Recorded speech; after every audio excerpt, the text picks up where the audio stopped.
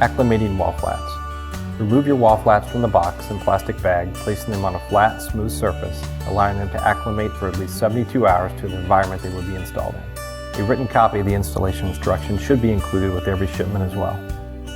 Preparing your workspace. Take time now to clear and protect your workspace to ensure a safe and unobstructed work area.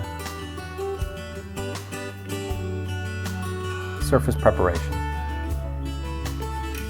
Wall flats are made to install over a relatively flat and smooth surface that is clean, dry, and free of loose debris.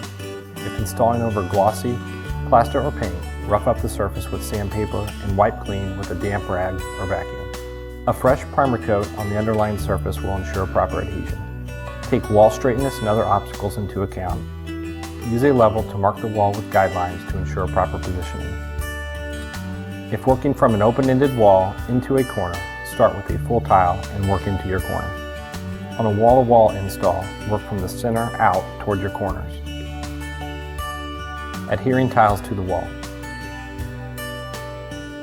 In most installations, you will probably need to cut some tiles. The tiles can be cut with a standard utility knife or power tools. We recommend taping along cut lines or drill holes with painter's tape to reduce pulp flare. We also recommend using blades and bits designed for finishing work. A quick knockdown sanding along the cut edge will ensure a clean finish. Choose the appropriate adhesive for your install. If using the clay-based wallpaper adhesive, allow the tiles to book for 5 minutes prior to adhering.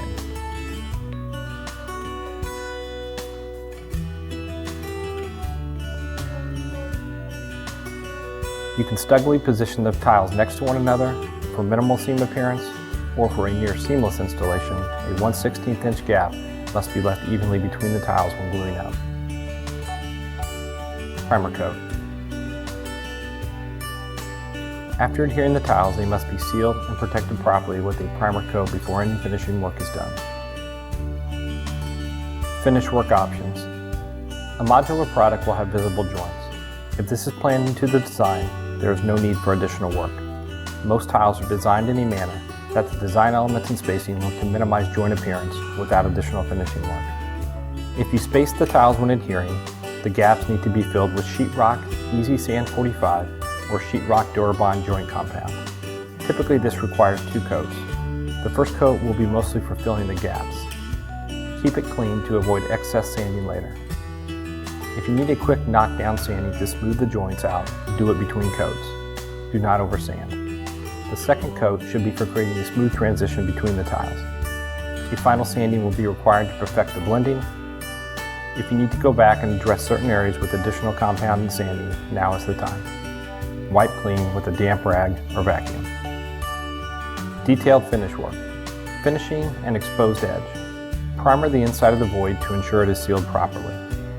Fill with a generous amount of Easy Sand compound, keeping it clean to avoid excess sanding later. When the compound dries, apply additional coats until you have a smooth edge. Finish sand and paint with the wall. Use extension boxes for outlets and switches to bring them out past the wall flats. Cut tiles to fit the box opening and finish caulk around the edges for a smooth transition. Painting the tiles. Once satisfied with the finishing work, make sure the surface is free of dust and apply final primer and paint coat. For a written version of the instructions, visit